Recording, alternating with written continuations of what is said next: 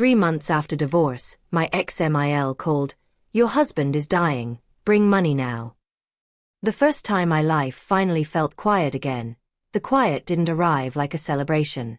It arrived like an unfamiliar room, clean, still, and almost suspicious. I sat on the small balcony of my rented apartment with a warm mug pressed between my palms, letting the steam fog my glasses for a second before it drifted away.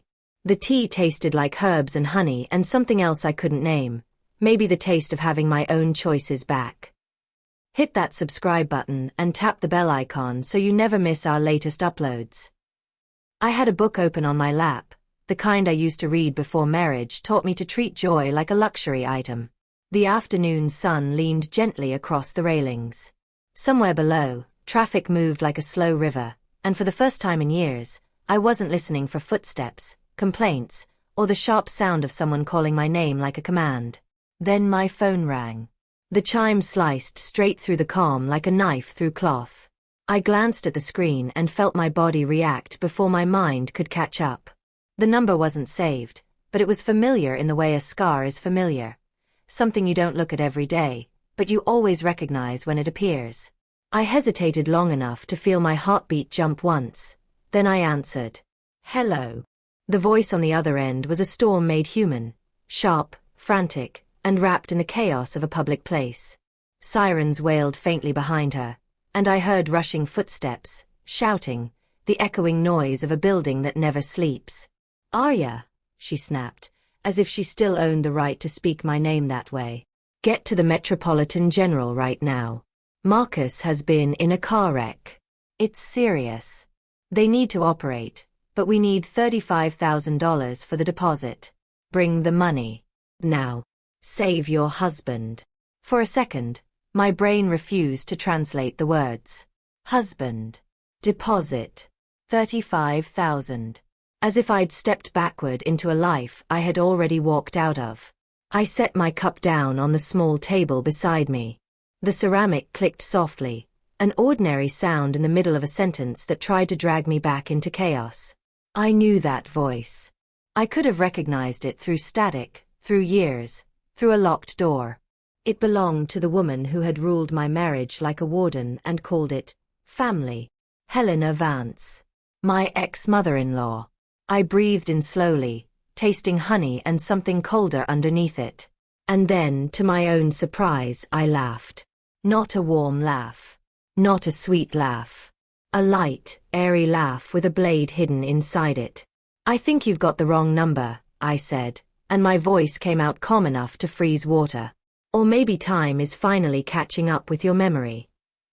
The silence on the line was brief, only long enough for me to imagine her face tightening, her pride flaring, her disbelief rising like fire. Then she exploded. "What did you just say?" she screamed, loud enough that the sound distorted. "I am your mother-in-law.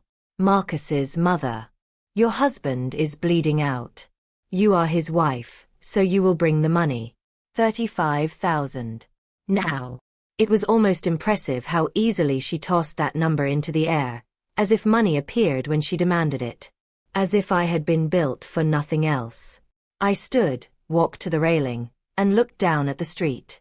People moved freely. Strangers laughed. Someone carried grocery bags and didn't look afraid of what was waiting at home. The evening breeze lifted my hair and carried the clean smell of distance. "Ms. Vance," I said, using her name like a boundary she couldn't cross. "The divorce was finalized 3 months ago. Marcus is not my husband. I'm not your daughter-in-law. So explain something to me. Why would I pay $35,000 for a man who tried to destroy me?" Her breathing on the other end turned ragged. For a moment, she sounded less like an empress and more like a person pressed against a wall. "You can't be this heartless," she hissed. "You lived with him. You shared a life. You can't just watch him die." Affection, she meant. Obligation.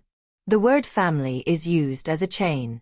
I let my gaze stay on the street, on the normal world that kept moving without her approval. Then I answered. "You want to talk about affection?" I said softly. "Did you talk about affection the night you and your son threw me out in the rain?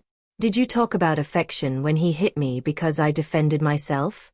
Did you talk about affection when you hid money and tried to leave me with nothing but a child you called useless? She went quiet. Not because she felt guilty. Because she had been caught off guard by a version of me that didn't bend. I heard the distant echo of a hospital announcement over the line. Machines. Voices. Life and death happening around her, indifferent to her pride. Then her tone changed, just slightly. The steel in it cracked. "Arya, please," she said, and the word sounded like it had never been used in her mouth before. "Just this once. Help him." I almost admired the shamelessness. She had treated me like a servant for years and still believed desperation entitled her to my mercy. "Why don't you call Savannah?" I asked. "Isn't she the one you were so proud of? The one you were ready to replace me with? The one you believed would finally give you the grandson you wanted so badly?" The pause was longer this time. When she finally spoke, her voice was smaller, rough around the edges. "She's gone," she whispered. "She disappeared. She took everything. Arya, please. We have nothing." So that was it. The mighty future daughter-in-law had vanished. The fantasy had collapsed. And now, like always, they reached for me when their world caught fire. I swallowed once. Not because I was moved. Because an old memory tried to rise. Me, younger, hopeful, believing kindness could earn love. But hope was not the person I was anymore.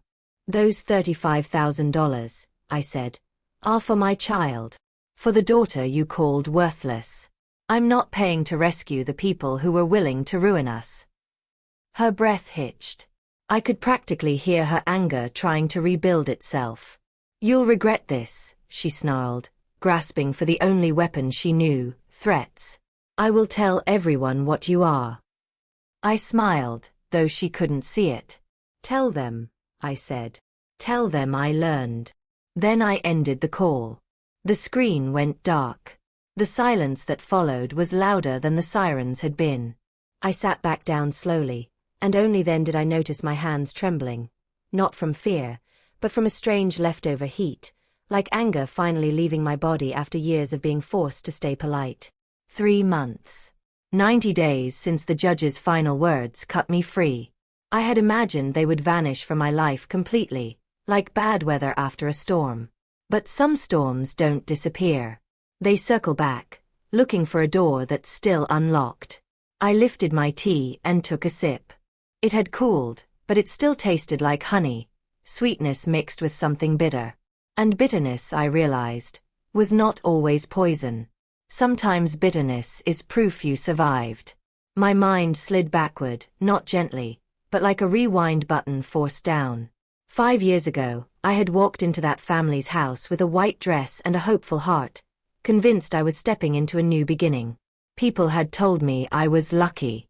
Marcus looked calm and educated, the kind of man who smiled in photos and used gentle words in public. His family lived in a large home in a good neighborhood. His father had passed early, and Helena had raised him alone. Everyone said she was strong, respectable, a woman who had sacrificed everything for her son. I believed those words because I wanted to believe them. On my wedding night, before I had even removed the pins from my hair, Helena called me into the living room. She sat in a heavy chair like a judge, a sheet of paper in her hands like a sentence waiting to be read. "Arya," she said, not unkindly, "it's a blessing you're joining this family. That means you must learn our rules." Rules. She spoke calmly, like this was normal. Like love required paperwork. "Starting this month," she continued, "I will manage both salaries. Yours and Marcus's." I blinked. Confused. Why? Because I was 25, educated, employed, and I thought adulthood meant I owned my own paycheck. Helena's gaze sharpened. Because young people waste money. I've seen it. I'll keep it safe. When you need something important, I'll give it to you. I turned to Marcus, expecting him to laugh at the absurdity, to say, "Of course not, Mom. We're married adults." He didn't. He peeled an apple as if the conversation was about the weather. Just listen to my mother, he said lightly. She knows better. Don't make this into a problem. That was the moment a small crack appeared in the life I thought I was building. But I ignored it. Because newlyweds are taught to swallow discomfort and call it maturity. I handed Helena access to my account. And that was how my salary became her property, my time became her schedule, and my life became something I had to request permission to live. Every morning I woke before sunrise to clean a house so large my footsteps echoed. I cooked breakfast, packed lunches, wiped surfaces until they shone. Then I raced to work, spent the day performing like a professional, smiling in meetings, meeting deadlines, carrying projects like I carried groceries. Quietly, quickly, without complaint. In the evening, when co-workers invited me for coffee, I invented excuses. I rushed home. Dinner had to be ready. The table had to be set. Helena inspected everything like a commander reviewing troops. The worst part wasn't the labor. It was a humiliation disguised as discipline. Every morning, Helena handed me cash like I was an employee who could be docked for attitude. $15. $5 for my lunch and transport. $10 for dinner groceries for 3 people. In a city where even a bag of vegetables could swallow half of that. Manage it wisely, she would say. Don't waste. Don't pretend you're a rich woman. Some nights I skipped lunch so the dinner could have meat Marcus liked. When I asked for money for a dress for a company event, Helena stared at me like I had confessed to a crime. Who are you dressing up for? She asked. You're married. You don't need attention. I went to Marcus, crying quietly so Helena wouldn't hear, and told him I felt small, controlled, exhausted. He didn't look up from his game. Stop being dramatic, he said. My mother's right. Don't be shallow. That was my marriage in one sentence. My pain was treated like an inconvenience. I might have left then. I might have saved myself early. But the pregnancy test showed 2 lines. And like so many women, I called it hope instead of what it really was, a rope. I told myself things would change when the baby came. That Helena would soften. That Marcus would grow up. I was wrong. When my daughter was born, Helena's smile was thin, polite, and disappointing. She held the baby with 2 fingers like she was holding something that didn't match what she had ordered. A girl, she said, and the words sounded like a flaw. I watched Marcus laugh awkwardly, watched him avoid my eyes, watched him act like this was just a small inconvenience that time would solve. Time didn't solve it. Time only made them bolder. By the time my daughter was 2, Marcus started coming home late. He wore cologne more often. He guarded his phone like a secret. He changed passwords. He took calls on the balcony, whispering like a teenager. When I asked, he snapped.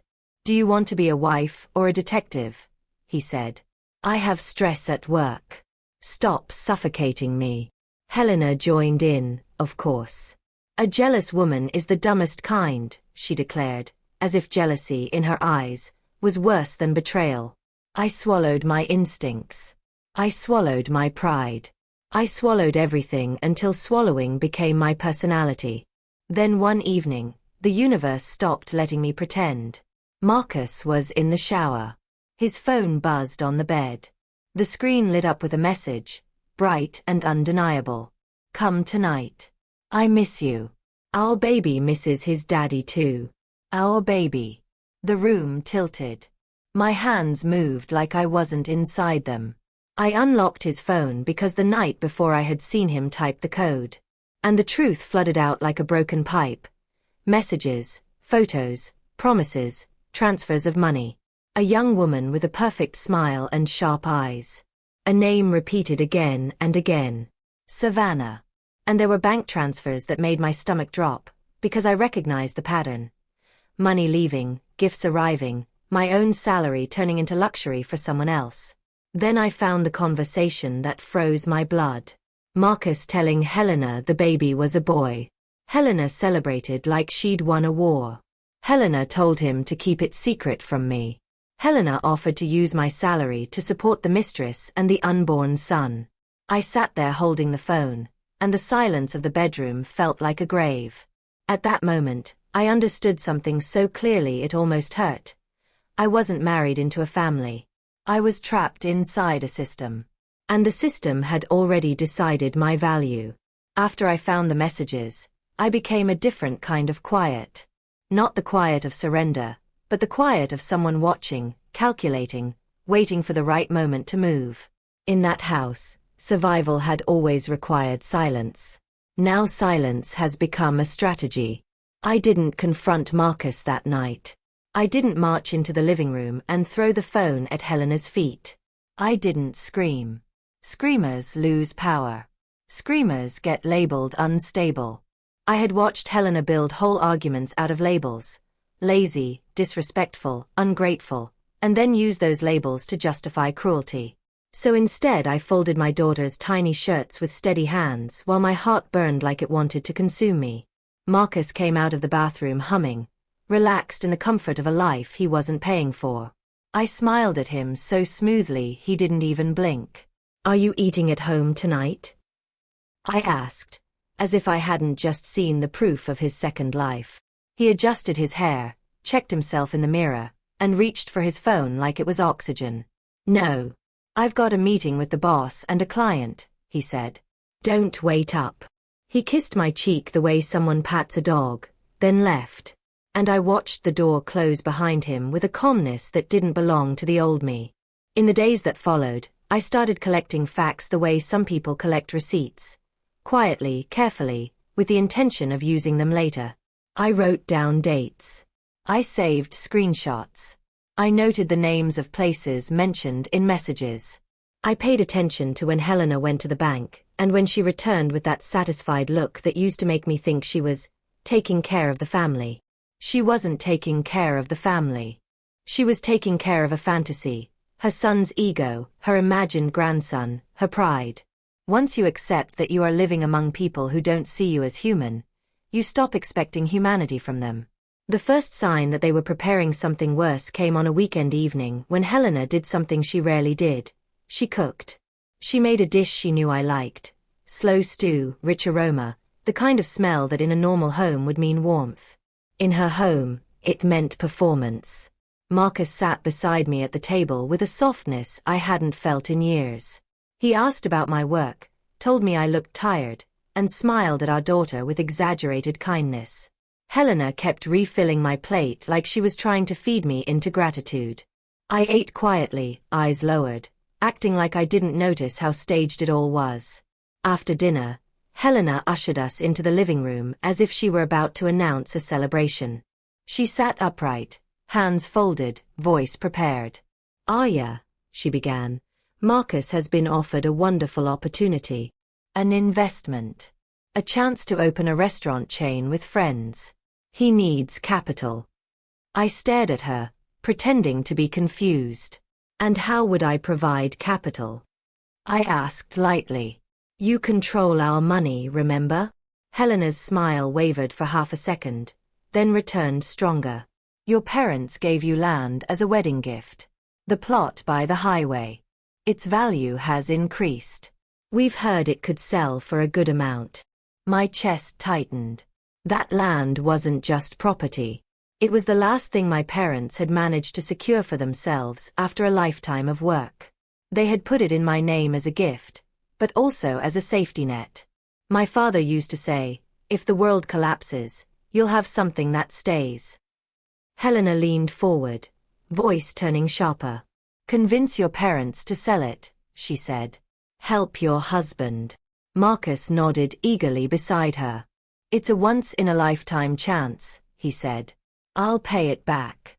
When the business grows, I'll buy you something better." The way they said it, "help your husband," made my stomach twist. In their mouths, help meant sacrifice. Help meant giving up what was mine so their choices could continue without consequences. I set my cup down slowly, the clink quiet but final. "That land isn't something I can just sell," I said. "And I won't pressure my parents to give up their security." Helena's eyes hardened instantly, as if the kindness mask had been removed. "You're selfish," she said. You live in this house. You eat our food. And when your husband needs support, you refuse. Marcus's face tightened. His voice lowered, sharper now. You always make everything difficult. I looked at them both and felt something in me settle like stone. They weren't asking. They were trying to take it. I'll think about it, I said, rising. It's a big decision. And I walked away before either of them could see the disgust on my face. That night, I didn't sleep. I sat in the dark, listening. Around midnight I heard muffled voices through the walls. Helena's room. Marcus's voice, edged with panic. If she doesn't sell it, I'm finished, he said. They gave me a deadline. Helena's voice answered, calm and cruel. Then we'll force her. She has nowhere to go. She's in our house and we have her child. My hands went cold. Force her. Nowhere to go. We have her child. That was the moment I understood I wasn't dealing with selfish people. I was dealing with predators who believed they owned what they could control. By morning, I began moving like someone preparing for war. I took a day off work and didn't tell anyone in that house why. I gathered my important documents, birth certificates, property papers, copies of my work contract, and put them in a bank deposit box. I moved quietly, heart pounding, but my mind steady. Then I did something else. I protected myself with truth. I installed a discreet camera in a shared space, small enough to be overlooked, angled so it could catch voices and faces. It wasn't revenge. It was insurance. Because in that house, lies were currency. I didn't expect how quickly the storm would arrive. The message from Savannah came on a Friday afternoon. Unknown number. A photo attached. Marcus's arm around her waist, both of them entering an expensive hotel downtown. The caption was soaked in poison. He takes care of me. You just stay home and cook. For a moment, my vision blurred. Anger rose so hot it made my hands shake. But anger wasn't my plan. My plan was clear. I left my daughter with my mother and told her I had a work meeting.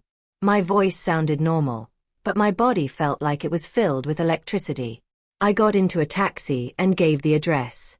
When I reached the hotel, the carpeted hallway smelled like perfume and money. I walked to the door, room 302, and knocked. A man's voice called. Who is it? Room service, I said. The door opened. Marcus stood there with a towel around his waist, hair damp, face flushed with alcohol and desire. He went white the second he saw me. Arya, he began. I stepped past him without permission. Savannah lay on the bed in a thin nightdress, one hand resting on her belly in a show of ownership. She smiled like she'd been waiting for this. Hi, she said sweetly. Perfect timing. Marcus stammered, trying to form excuses. Savannah didn't even pretend. She leaned forward and spoke like she was addressing a worker. Marcus promised me a house, she said. For me and the baby. I looked at Marcus, my voice controlled but shaking underneath. A house? I asked. With what money? The money your mother stole from my salary? The money you siphoned away while I was starving to buy groceries for your mother's table.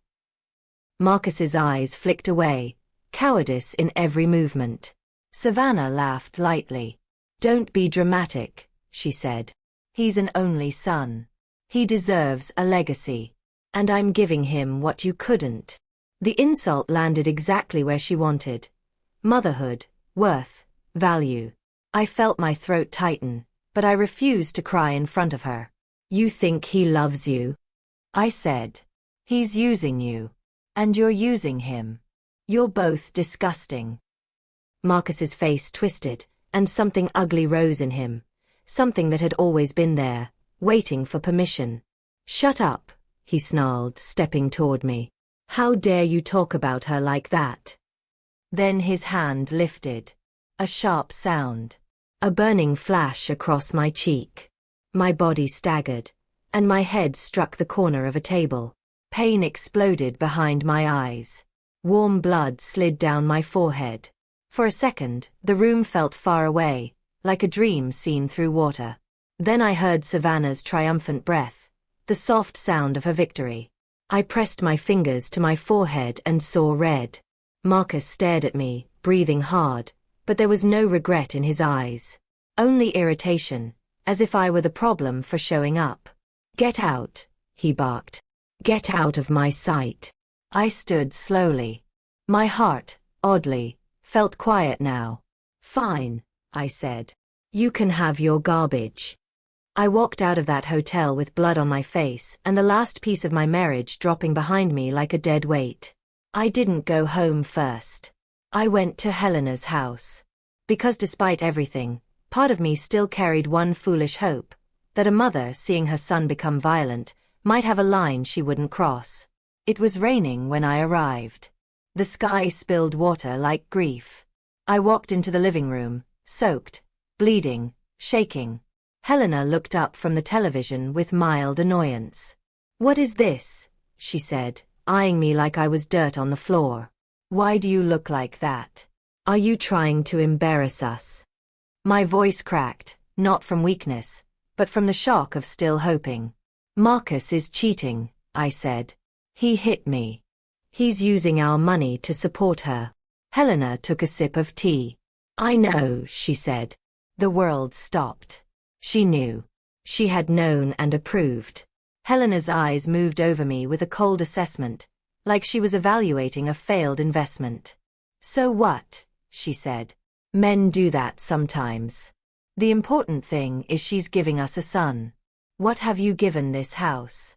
A girl, complaints, and stinginess." I felt my body go numb. My mouth opened, but the words struggled to escape.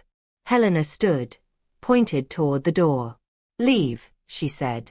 "If you have dignity, disappear. I'll bring Savannah here. My grandson won't be raised on the street." My suitcase hit the yard a minute later, Helena throwing my clothes into it with hands that moved with practiced cruelty. "Out," she snapped. "And don't take anything. You don't deserve anything from this house." I stood in the rain, blood mixing with water, holding a suitcase that felt heavier than fabric and shoes. The front door slammed like a verdict. And that was the night I learned the final truth. Some people don't break your heart by accident. They break it on purpose. When I arrived at my parents' house that night, my mother opened the door and screamed as if she'd seen a ghost. My father's face turned the color of storm clouds. They pulled me inside, wrapped a towel around my shoulders, wiped blood from my forehead with shaking hands, and held my daughter close as if their arms could block the entire world from reaching us. I didn't sleep.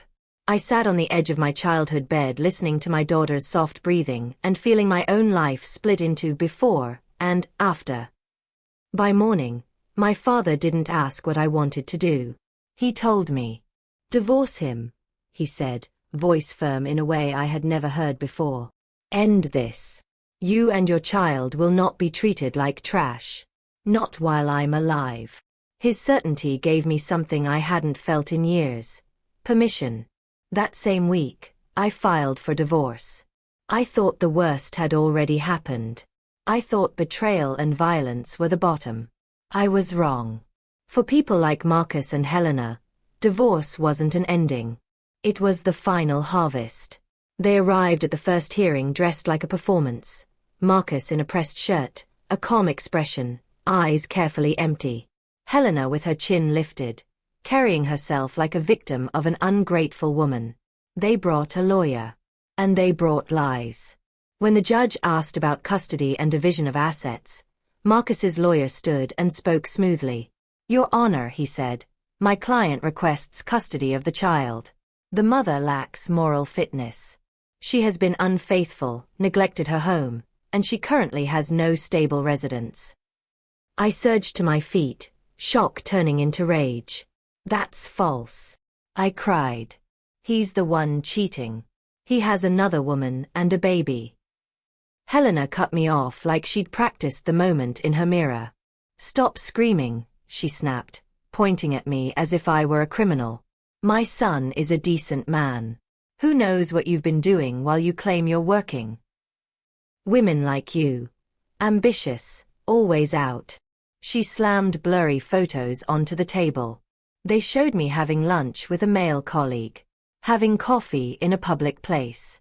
Smiling in the daylight like a normal human. The angles were chosen carefully. Cropped. Twisted. A stranger sat behind Marcus's lawyer and later stood to testify that he and I had been seeing each other. His voice shook slightly, but he tried to sound confident. I stared at him, disbelief turning into nausea. They weren't just trying to divorce me. They were trying to erase me. They wanted custody, not because they loved my daughter, but because she was leverage. They wanted my reputation destroyed so that anything I said about Marcus's cheating would sound like the desperate revenge of a guilty woman. And they wanted assets. Marcus claimed he had supported the family. He claimed my salary was small and used for my personal expenses. Helena sat with a face like stone, denying she had taken my earnings for years. Denying she had controlled my bank access. Denying everything she had done with the confidence of someone who believed the truth was whatever she said out loud. For a moment, the room felt airless. My hands went cold. My chest tightened. Then something steadied inside me. Because while they had been acting, I had been preparing. I had learned the hard way that tears don't protect you in court. Evidence does. My lawyer stood calmly and opened a folder. First, he addressed the affair. He presented workplace records, meeting schedules, and security footage that showed those lunches were professional, group settings, business discussions.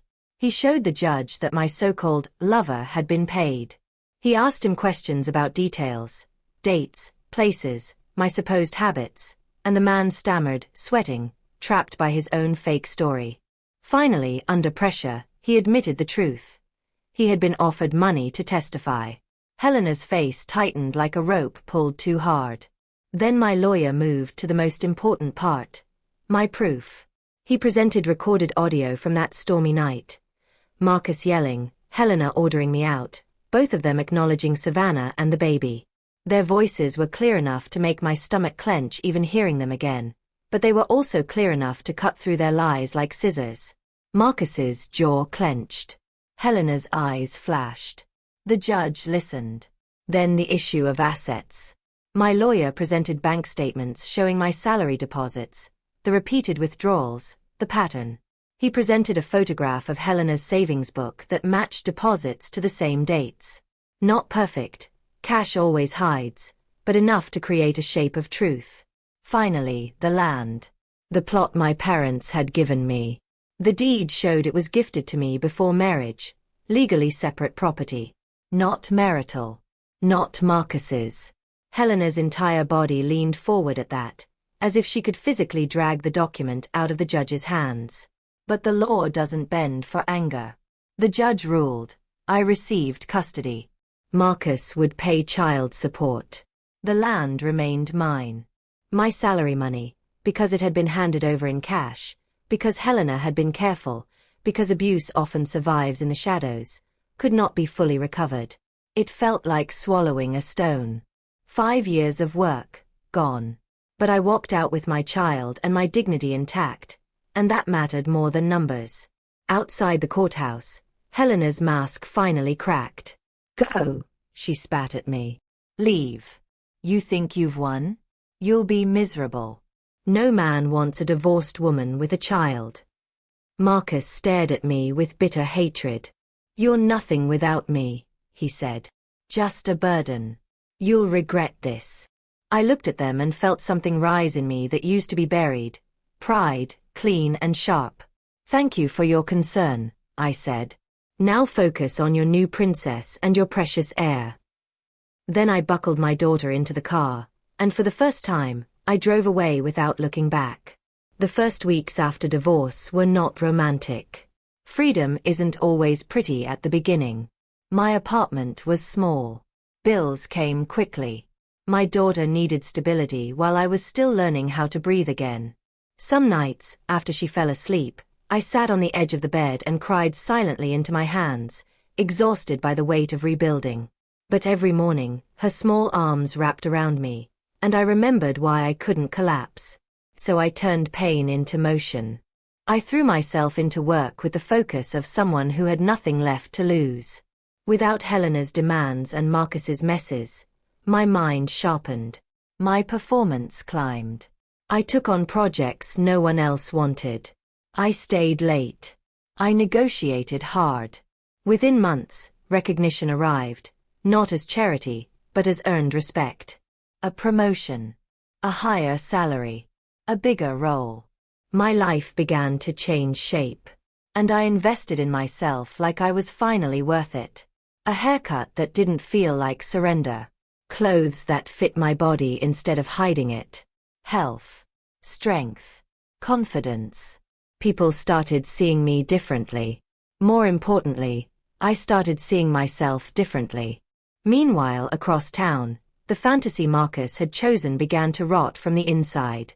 He moved Savannah into the big house quickly, like he wanted to prove he hadn't lost anything.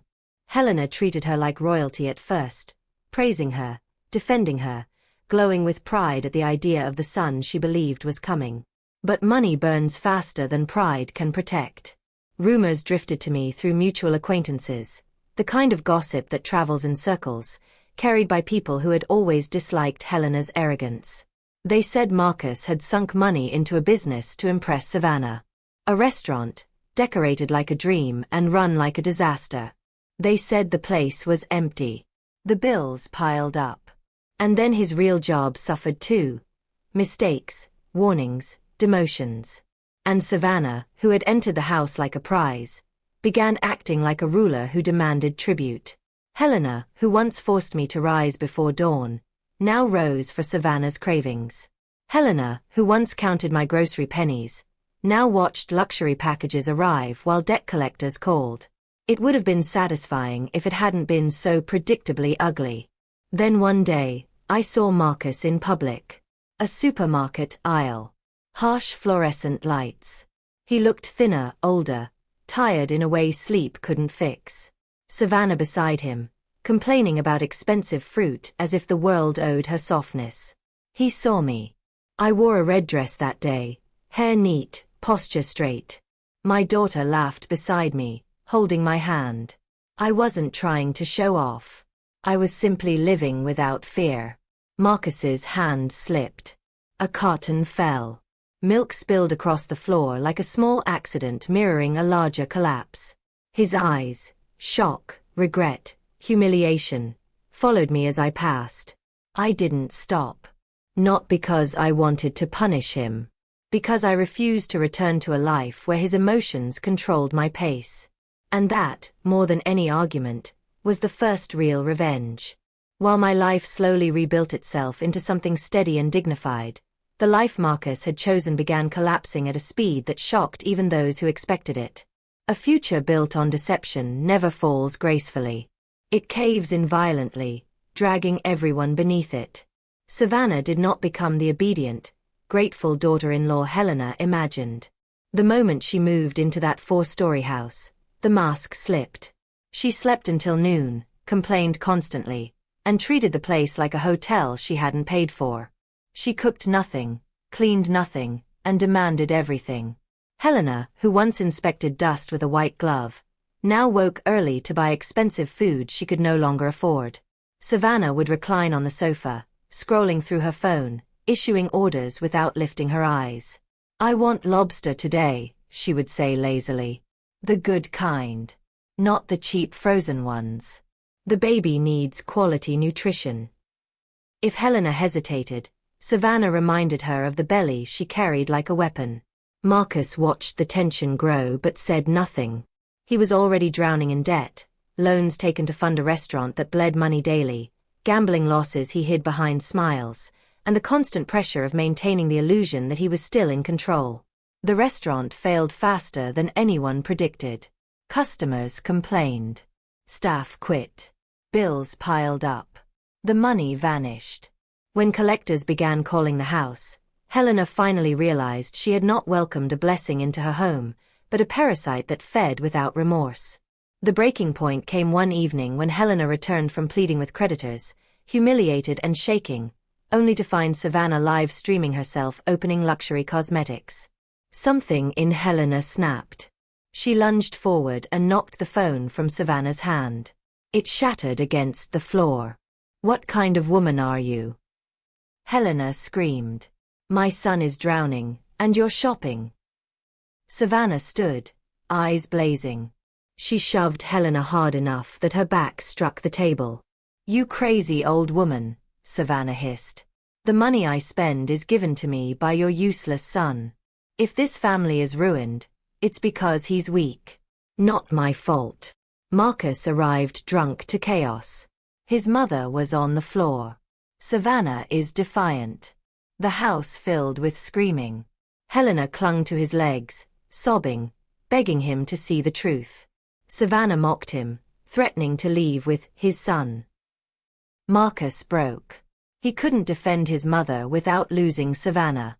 He couldn't defend Savannah without watching his mother crumble.